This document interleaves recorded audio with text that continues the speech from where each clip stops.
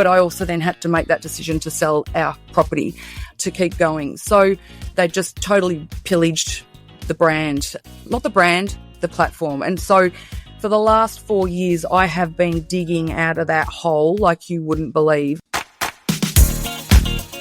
Building a business is tough and doing it alone even tougher. Welcome to She Talks, your go-to podcast for raw, relatable and ridiculously useful business advice.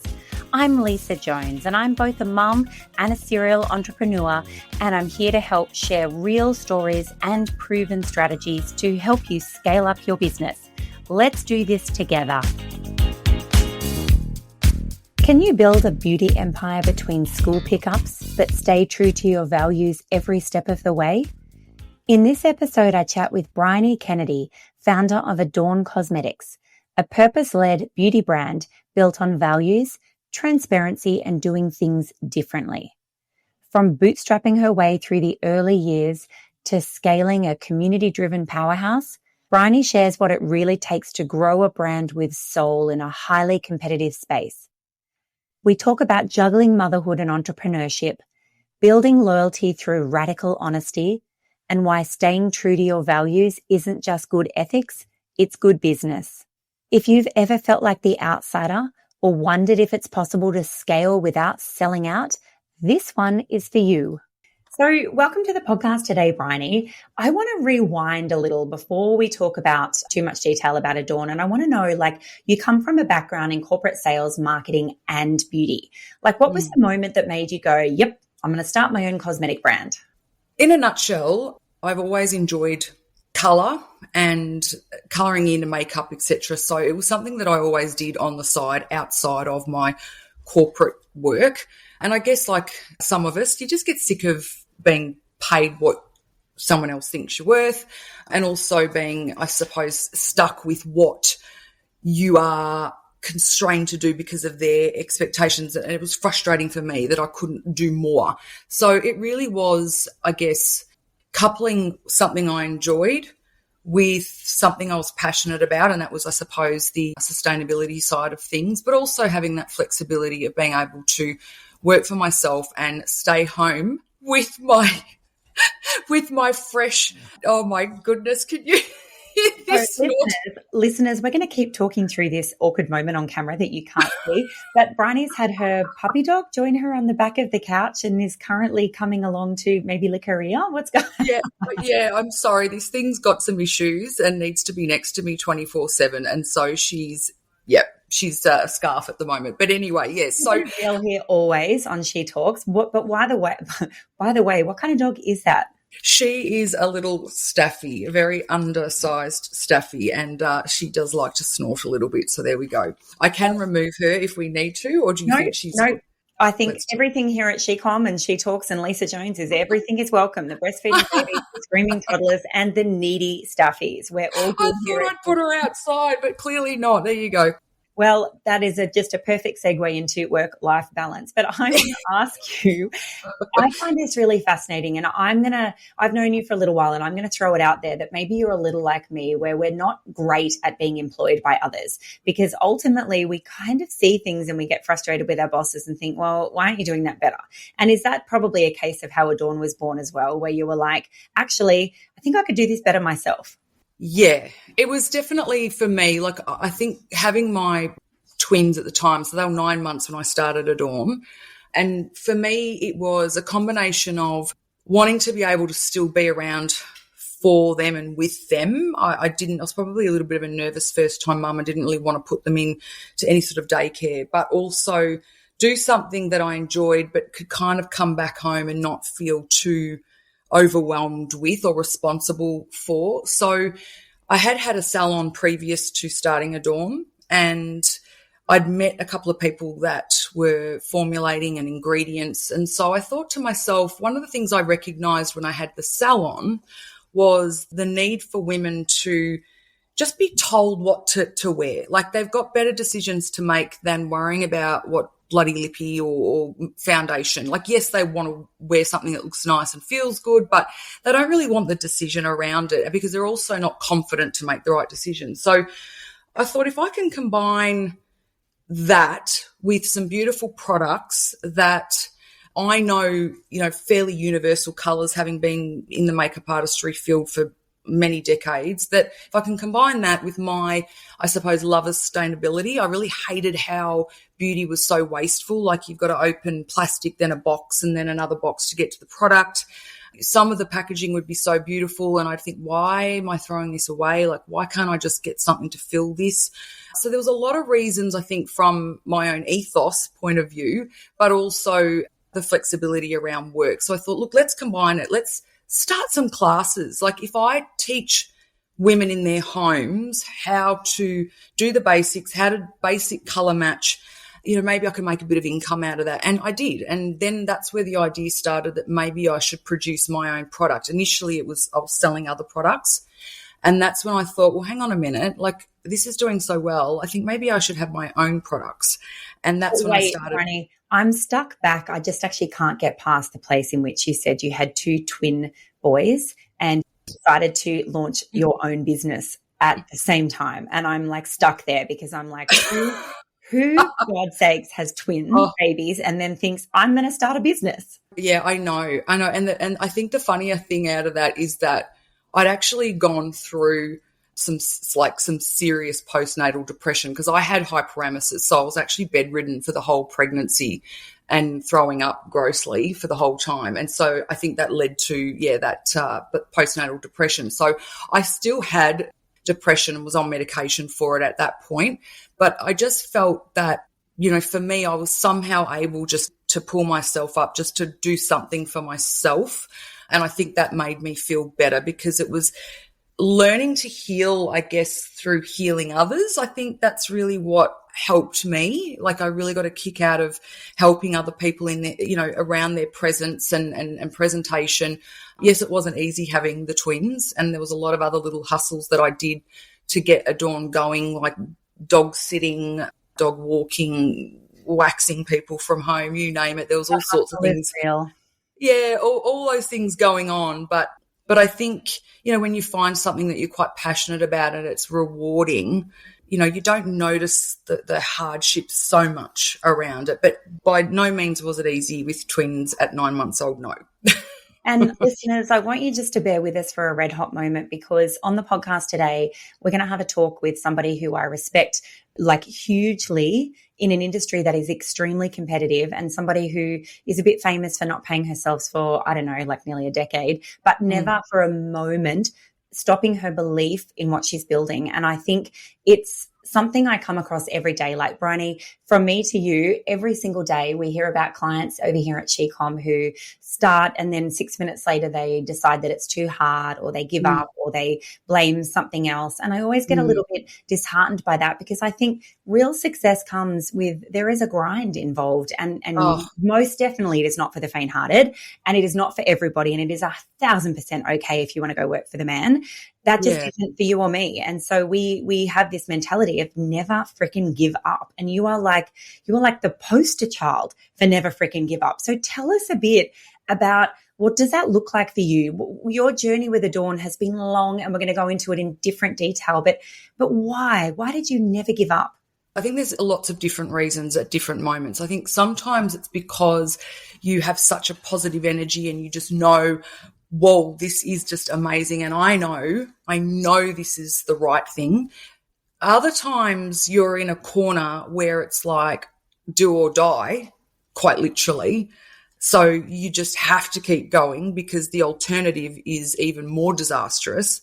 So I think it's a balancing act. But for me, I've always been a big believer of really honing in on my gut instinct, because let's face it, why would I even start a beauty brand if I didn't? Because yes, it's a stupidly competitive industry. And also when I started, if you didn't have, millions of dollars to get in Vogue and all those things, it was pointless really doing it. But so I think you have to have an undeniable belief in yourself, so much so that even if your partner, friends and family, because let me tell you, most often they're the ones that won't support you. In my case, I was lucky that wasn't such, but you'll find that it's the strangers that support you more. So you really have to be able to put your ego aside and say, you know what, this is bigger than me. and I believe in it more than myself. So I'm going to keep going, because there's always going to be these issues of having money issues. There's going to be concerns around maybe even what other people do to you, like other businesses put you in awkward positions. So you just have to keep taking the emotion out of things and saying, okay, does it make sense? And for me, it was really important to understand what I was prepared to lose to possibly gain the success.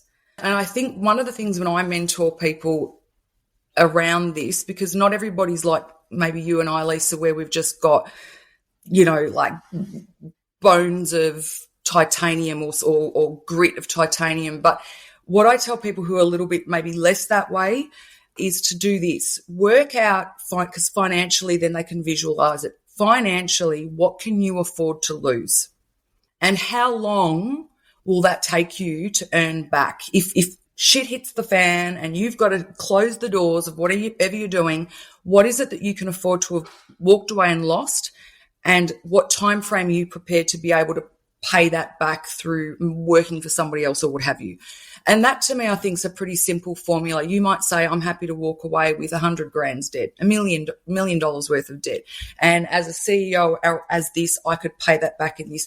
There's sometimes some simple things. Work out what the worst case scenario will be for you, because otherwise you're just constantly riddled with self-doubt because you're always getting caught up in the cash flow, which is important, but you're really limiting your decisions around your cash flow because you haven't had that conversation with what you're prepared to lose to gain possible success.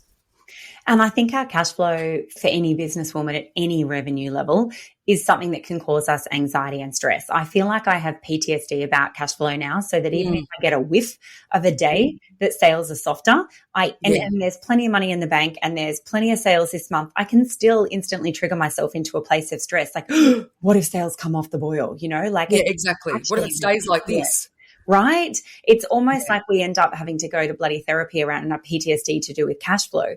But I want to flip that for a second just the other way and acknowledge, I feel that this is probably something you and I have really beautifully in common, and I've given it a really perhaps disrespectful name, but I call it Be Like Dory. And I feel like it's, Dory, that cute little fish, and every 15 seconds she forgets. It's so funny you're saying this because I've seen it. And I've seen that. I'm like Dory. I can have the world's most fucked up day. Go to bed. I have 9 hours sleep. I wake up the next morning and I'm like, it's going to be a great day. What are we going to achieve today? And I think if you don't have a little bit of Dory, the fuck would you ever do this? Yeah. And that's funny you should say that, because I honestly, one of the things that I say in my head, there's a few things I say to myself, but one of them is just keep swimming, just keep swimming.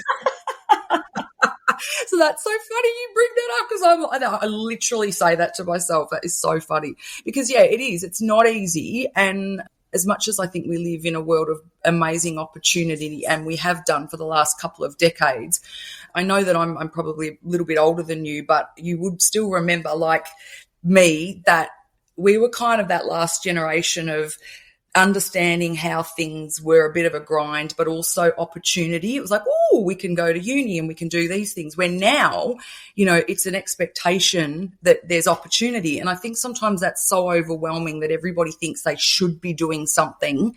And then they just get caught up in, I'm going to start a business and I'm going to do this and I'm going to do that. And that's great, but only if you've got the passion behind it. Don't do it because you think it's easy and everyone else is doing it, because it's not. Passion. It's absolutely not. Tenacity. I think that's probably the bit that I see a lot of women starting brands regularly with the passion, but I sometimes think maybe they're missing the stomach or the tenacity. Yes. And I see with you, like, let's talk about that for a minute. So back in 2015, you launched a beauty salon with a prepaid subscription idea, and that was ahead of the curve and it was pretty innovative. And I'm guessing that's what you're talking about around about when the twins were born. And then you were in front of your customers a lot and were the face, if you like, of that business. And then some things happened. I know you talk a bit about there was a period in which Adorn wasn't growing because you weren't in front of the camera. So tell us a little bit about your relationship with solving the customer and connecting with them, and then being so busy building the business that you didn't want to show up in front of the camera. So when I first started Adorn, my whole belief was that the products were so good that they should sell themselves. How delusional you are. But also I think there was a sense of definitely, you've got to think to like 17 years ago, it was all about Vogue, wasn't it? Like there was no social media to sell on. Like people, we're so spoilt now, really. The things we whinge about, oh my God, you couldn't even record your sales or marketing campaigns back then. Like what the hell? Anyway, so for me, I think it was an imposter syndrome because I thought, well, I am not a Vogue model. I can't afford one. So I'm just going to make sure the products stand for themselves. And, you know, the business was always growing, but it was, you know, a constant cash in situation. So it was a lot of us having, as a husband and wife, having to sell everything sort of that we had along the way to keep things going. And then it got to about year 9, I think it was. And so all this time I had not taken any money out for myself. So there was still a lot of me doing other things to make money. My husband was playing footy on the side, making, like, you name it, we were doing it. And so for me around year 9, honestly, it would have been easy just to pack it in, and I've had another time since, which I'm sure you'll want to touch on. But at year 9, I thought I could pack this shit in because, you know, I've not paid myself a damn thing, but I felt a sense of responsibility to all of the thousands of customers I'd accumulated, and because the business had grown. And I thought, well, what would these people do without Adorn? Like, I was genuinely concerned about that. And my husband had been busting my chops for the whole time. Why aren't you in front of the camera? You know, you did the classes, people love listening to you. You're able to explain things in a way that people, you know, just take things on board and they like you. And so I remember thinking to myself, shit, I have nothing. I've got no money left. Like, we were literally surviving off our in-laws buying our food.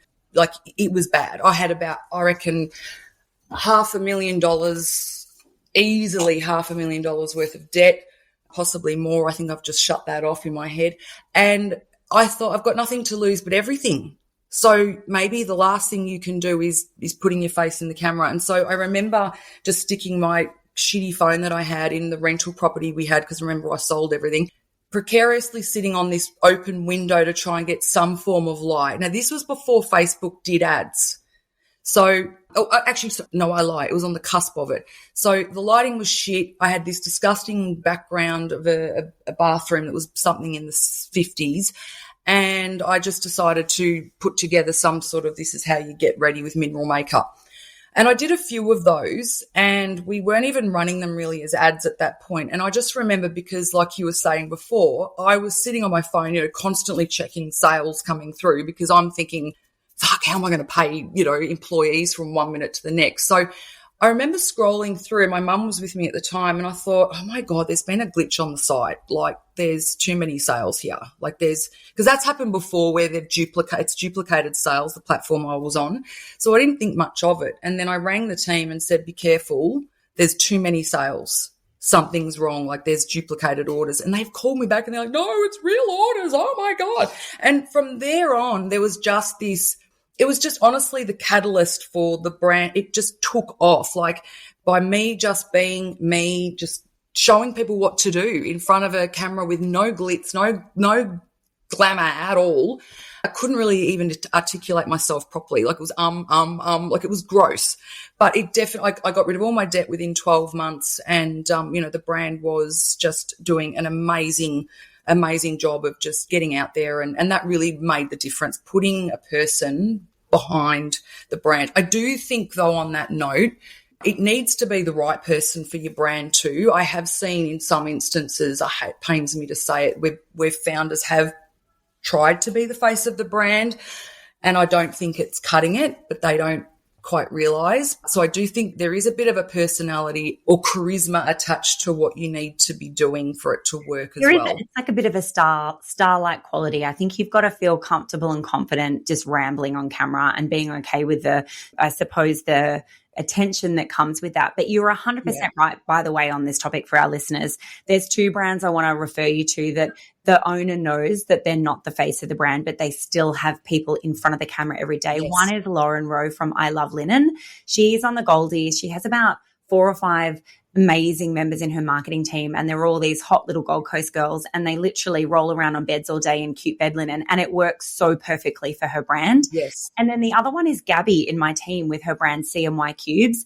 Gabby and her fiance Enzo are not the face of CMY Cubes, but they have more virility on TikTok than a brand possibly have ever had. And they have a full-time content creator in the States who's this young guy who literally is on the books full-time for them, just rolling out viral video after viral video after viral video. And if Gabby and Enzo tried to do that, it would have missed the mark. They aren't the right person to do that for their brand. So if you're listening today and you're like, I don't want to get in front of the camera, I'm not the right person, then maybe you aren't. But the thing I want to say, and I'm sure you're seeing this as well, Briony, is that content is king right now in 2025. And just come back from the States last month, and it was actually 2 months ago now. And over there, big brands were sharing, even like companies like Unilever, like a global behemoth brand that don't do direct to customer really at all. They're mostly through all the supermarket chains, and they have reallocated 50% of their paid ad budget over to organic content. So their goal is to bring UGC creators, to bring customers, to bring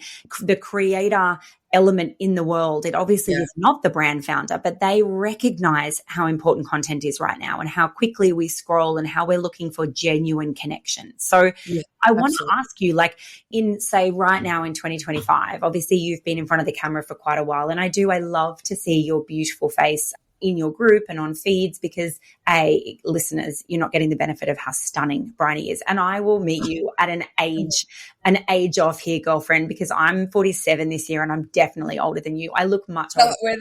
You're 47 this year, are you? Yeah. I'm 47 in February. Ah, there you go. I beat you. I'm 6 months older than you. You look about 30. And I think that very inspiring for your audience too. And also what I love about your shares is you're real. So yes, you're star-like and gorgeous and we all want to look like you, but you're also really down to earth and warm and empathetic. And I think that's just a cracking combo for people wanting to follow you. What if investing in your business came with a guaranteed return? Growing an e-commerce brand can feel like guesswork, but it doesn't have to be. Here at She-Com Academy, we take the uncertainty out of building a business with expert coaching, a proven roadmap, and 24/7 support from women who've done it before. And we don't just promise results, we guarantee them. You'll see a 3 times return on your investment in Academy within 12 months, or we'll keep working with you for free until you do. No risk or reward. Want to know if Academy is right for you? Book a quick wins call with our team and let's find your next right move together. Head to shecom.co to book your quick wins call now. But having done this for a few years, like, what are you seeing in content creation this year? Where is it heading towards?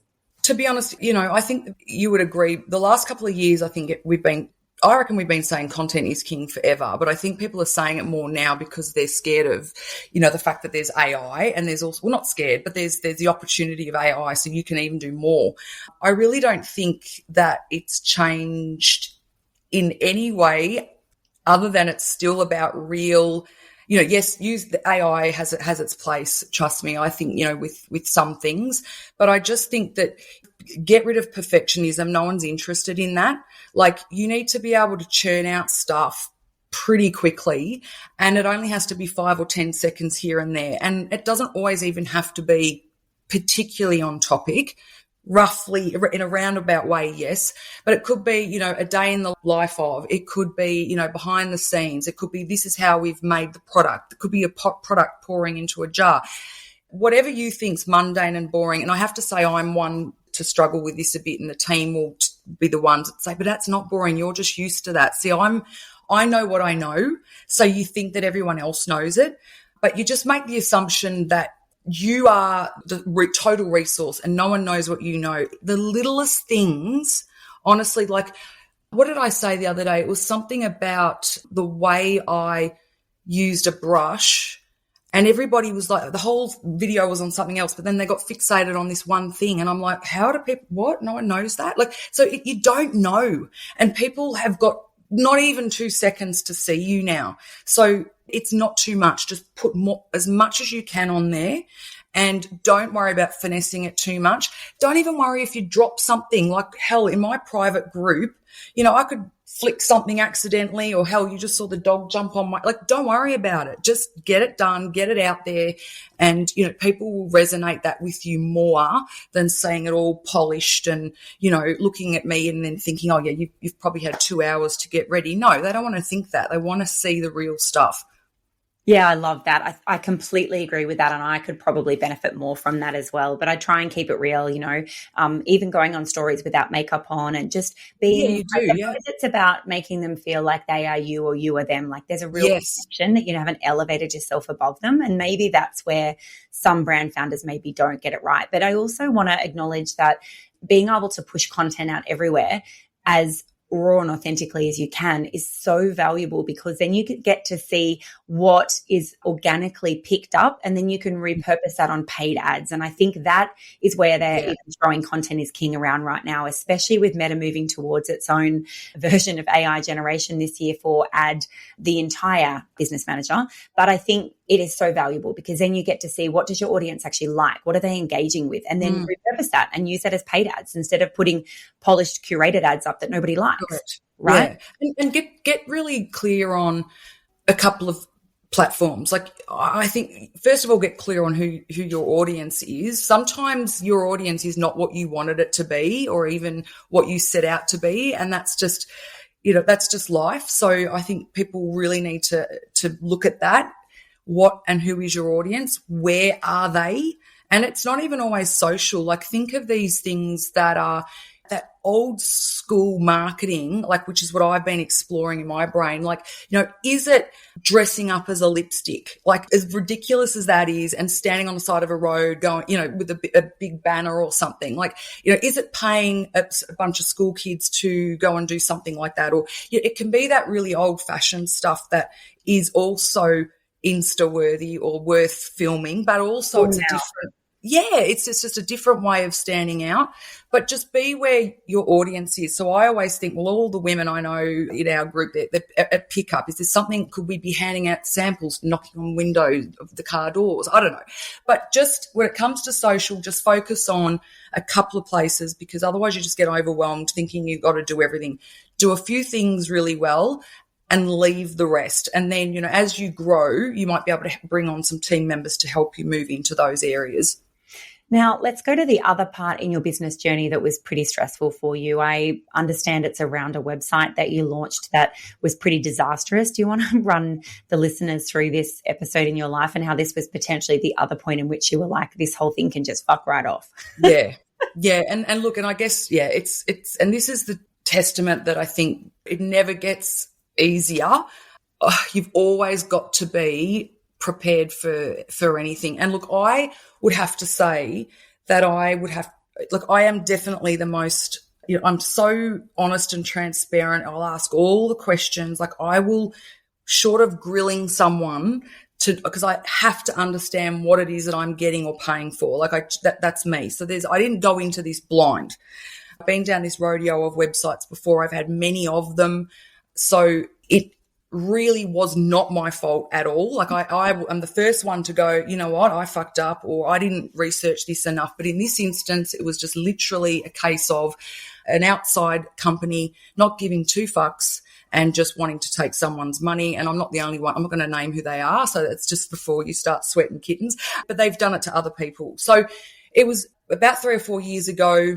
I was approached by the platform that I was on, a very big, well-known platform. They just purchased this platform.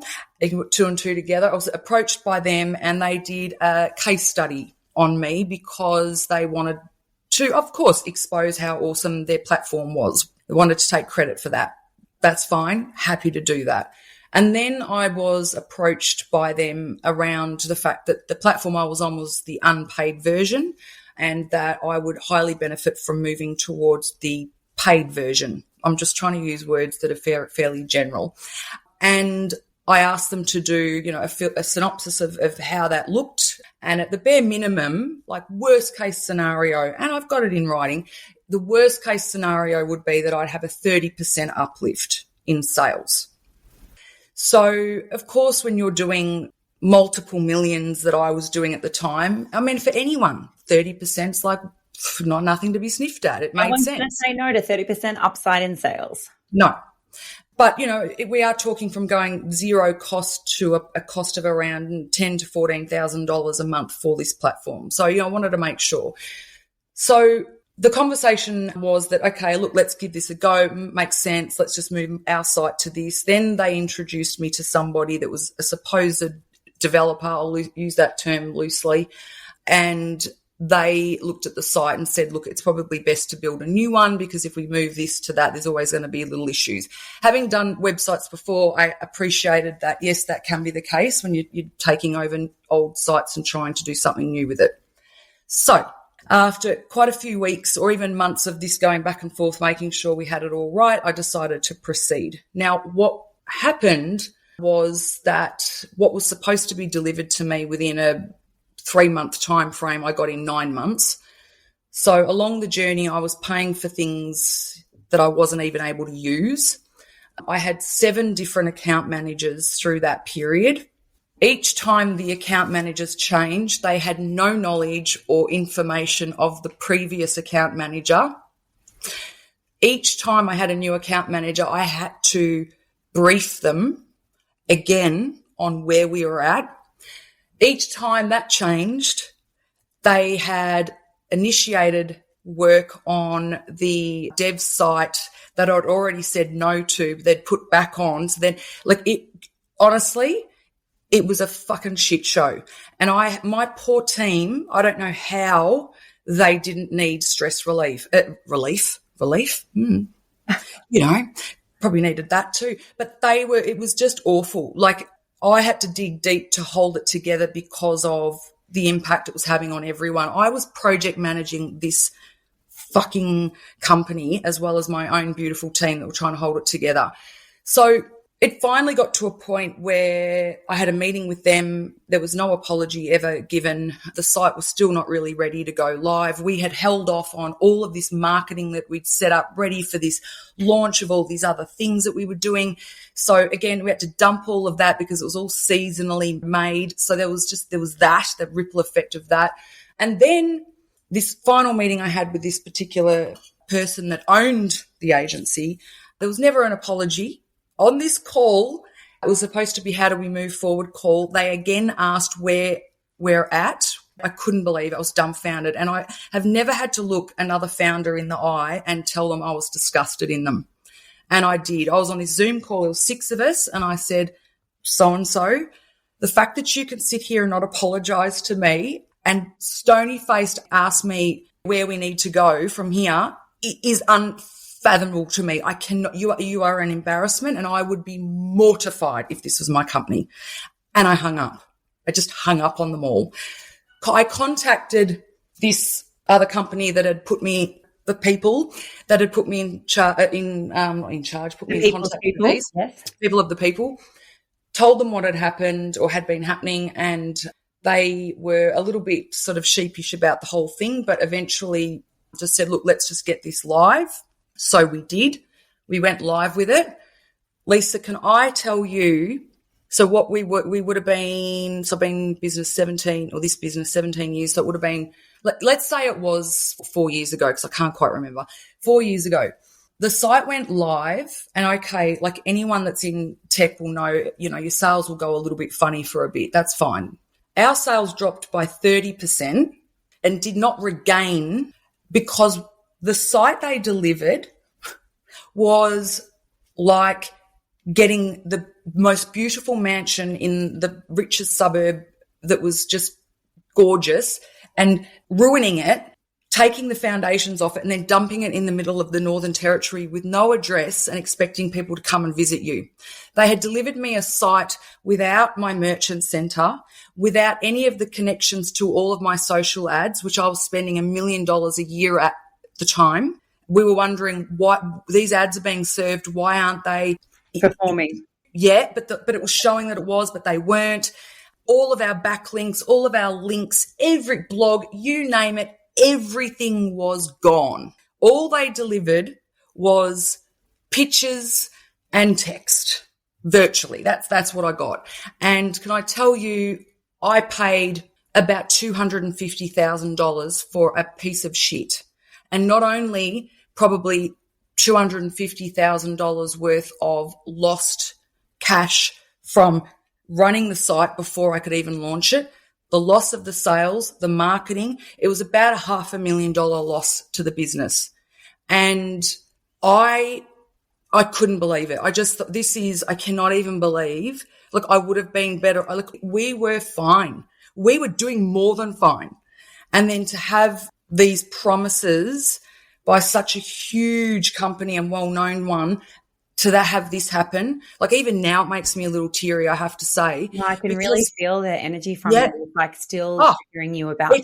Because, I had to sort of at that point in time, I had to weigh up, what do you just cave in now, like I'm done, or do you push through this? Like I really had to have that conversation with myself first.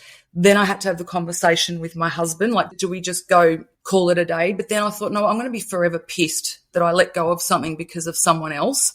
So we had to make the decision. We had to sell our house. Like you're talking about a brand that was doing a lot of millions of dollars and I don't like talking about that because I just don't. But anyway, we're doing well. And to a brand that lost 30% in its sales, I'd had to not only foot $500,000 of my own money, but I also then had to make that decision to sell our property to keep going. So they just totally pillaged the brand, not the brand, the platform. And so for the last 4 years, I have been digging out of that hole like you wouldn't believe. Like we've been doing everything and anything to get the site back healthy again with the blogs, the links, all of that. And you know what? This is also, Lisa, testament to how a strong brand will survive anything, however that looks. And that is simply because I made that decision to be part of the brand, and I had such a almost cult following of Adorners and to this day still do. If it wasn't for that and for them, I would be totally fucked. Like we had just such a loyal customer base, not a, TikTok, but this is the trend. No, these were customers that loved us, that if I didn't have that, I would have been I would have had nothing. And so I did have to sort of focus my energy as much as I wanted to rip through these two companies. And I wanted to, as you know, I'm a speaker in the tech, weirdly, not so much beauty, but in the tech space, I'm a speaker at a lot of events. And look, I really honestly wanted to just blurt out who they were and what they did. But I had to just pull back and go, you need to focus on, rebuilding, put your energy back into your own health, your team's health, because they totally, totally ruined us. And it was it's still a very hard pill to swallow. And it's one that I've been writing a bit of a book on about, these sorts of things that can happen. And I possibly will write an article about it because I've got all of the emails, I've got all of the resources. So, they might be thinking, phew, Briony's not said anything about this for 4 years, but you just wait. Doesn't mean I won't be saying anything. So, I want to ask you, Sweet, like for our listeners today that have just been through that with you for the last 10 minutes and probably all had shivers running up their spine because that's every business owner's worst nightmare. Like, and pointing out, of course, you're an astute businesswoman, and so to be duped like that is heartbreaking. But like, what did you learn from it? Like, if you flip it back on its head and give some advice to our listeners right now, like what was the silver lining? Because it is, like, let's be clear, in my experience, and I fuck up all the time, we all do as business owners, it's only really a fuck up if you didn't get some kind of lesson from it, because the lessons are the gold dust of building businesses. Every time we make a mistake and we learn from it, we become stronger and the business becomes more nimble or more, foundational, or whichever lesson you learned, it's important and valuable. And so what did you learn from this? Look, I think for me, that there's what I know that I think I reiterated to myself, and that is that whenever you see something that looks a little shiny, it's not all shiny. And even though I did, because look, let's face it, you can do all the right things and there's always going to be someone that's masking as an expert and has someone else that's patting their back, and you get referrals and you do all the right thing. But of course, all the referrals you're getting are the people that all know each other. But for me, I think what I've taken from it is just that reiteration to me, the importance of understanding. You don't need to know how to do it completely, but you must understand what you're getting yourself into or what you're paying for. Make sure you really push for references and ones that are not glaringly obvious that there's some sort of partnership there. Ask for, outside that. And I'd ask for about 5, not 1 or 2. and talk to these people and ask them what was the worst thing you experienced with this. So for me, that's probably what it is. I don't know in this instance how much more I could have possibly, I don't know, dotted my I's and crossed my T's. I think the lesson is that, you just have to be careful. There are some people that are just not out there to do the right thing. Maybe they started out doing the right thing, but they take on too much that they end up, hurting people around them. And I guess what, from a positive impact, what I am wanting to put together is some sort of body that, recognizes the tech or the SaaS that are doing amazing things, and they've got to sort of, maybe meet some kind of criteria, because I feel for, the small brands, the brands where, maybe the founders are a little bit more meek, they're a little bit, I don't know. There'd be people losing their businesses day in, day out over this sort of shit. And it pains me because I've been through it. And I just think, what can we do to prevent this from happening to other people that just don't deserve it? Let's be honest though, babe, it isn't just web devs. It's also a lot of agencies in general. That's really paid performance agencies are correct. Ripe at this kind of stuff. I'm putting that all in the same basket. I mean, look, I honestly, I get asked all the time as an e-com expert, like, can you recommend someone who can look after SEO, Google, Meta, you name it, webs, whatever? And the answer is no, because every agency that I've heard of that I might be wanting to recommend, I've then equally heard a fucked up story about them. So there's literally none. And I think it's because agencies as a general rule are amazing at having a mouth, a person who's really good at selling the business development aspects, but then doesn't execute any of the tech. And then it gets handed to, as you said, often multiple people. We've actually just recently acquired ourselves a new paid ads coach here at SheCom who's come from quite a few big agencies, and it's a misalignment of values for her. So she's like, I just couldn't work there into that shit any longer. I can give an example to support what you're saying. And to me, when I talk about tech, that's what I mean. Anything to do with running an online website. So we, as I mentioned before, were doing back 4 years ago about $1 million in paid ads on just Facebook alone.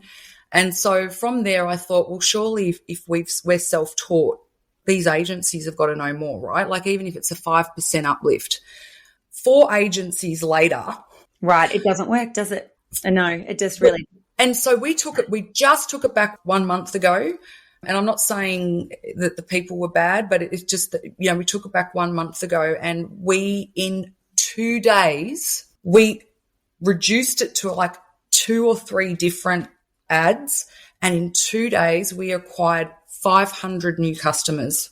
Yeah. They weren't able to do that in the whole time that they had I think there was like a 4-month period that I had this particular agency.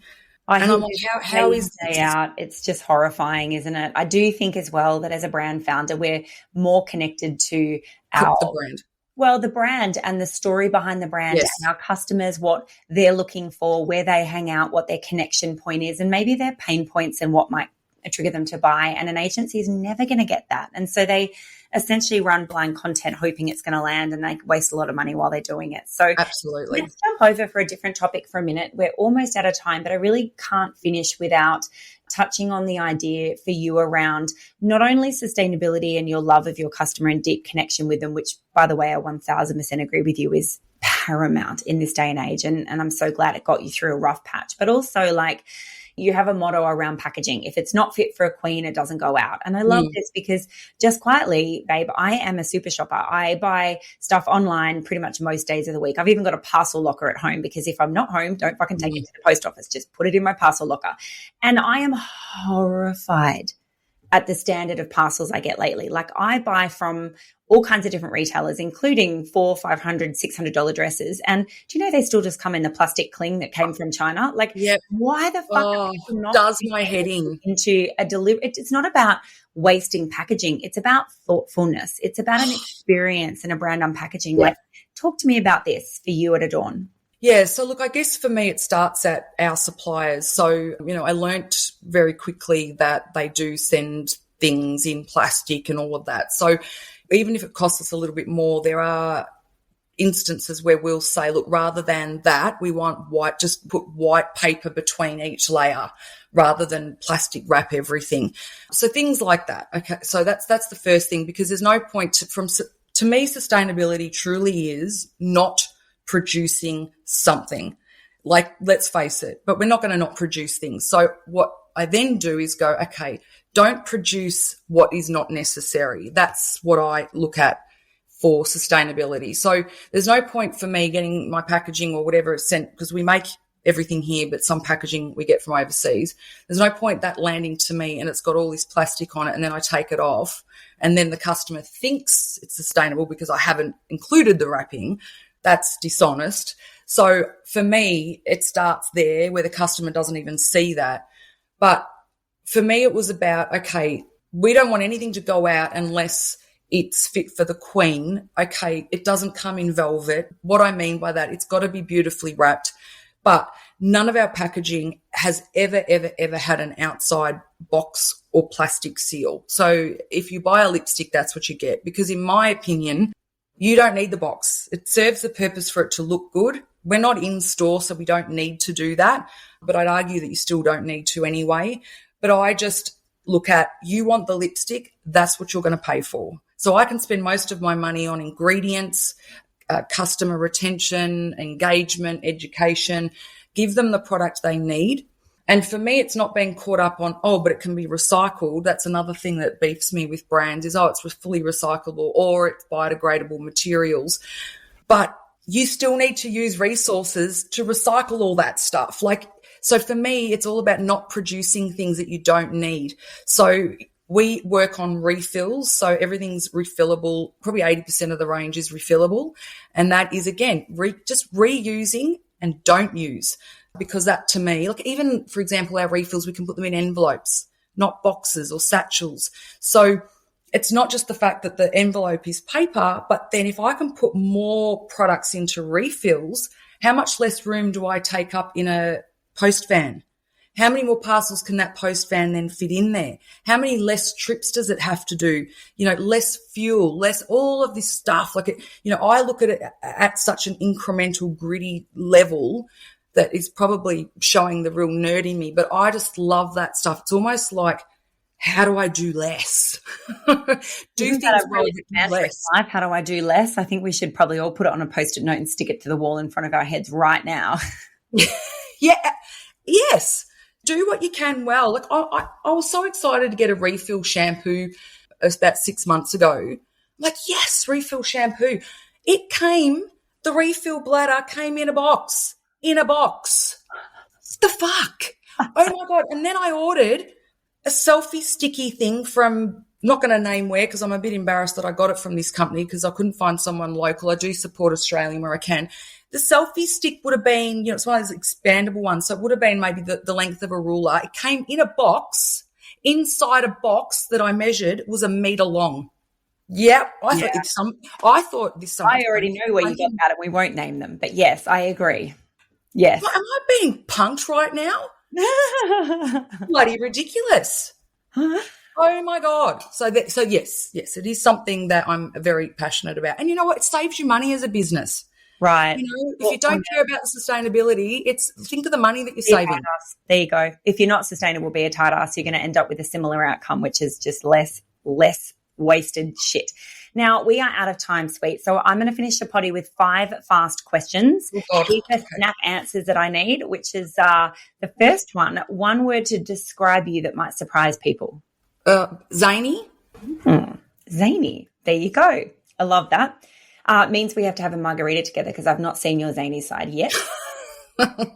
One word to describe running a business. Oh, hectic. Yes. First thing you do when you feel stuck. Think of the worst case scenario and work back from there. I love it. A brand you're obsessed with right now. Oh, far out. That's terrible. I don't think I am. You can just say Adorn. Well, yes. Or anything plants. Anything to do with plants I'm obsessed with. Nice. Pot plants are a pretty beautiful thing to populate around ourselves. And what would be the biggest business lesson that you've learned in one sentence? Okay, can I give you 2? Sure. Just keep going.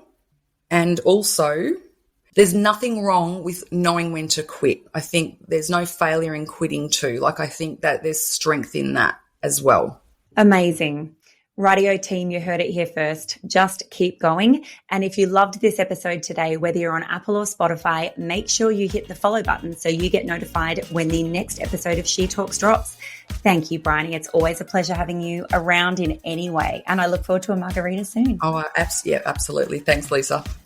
Thanks for tuning in to another episode of She Talks.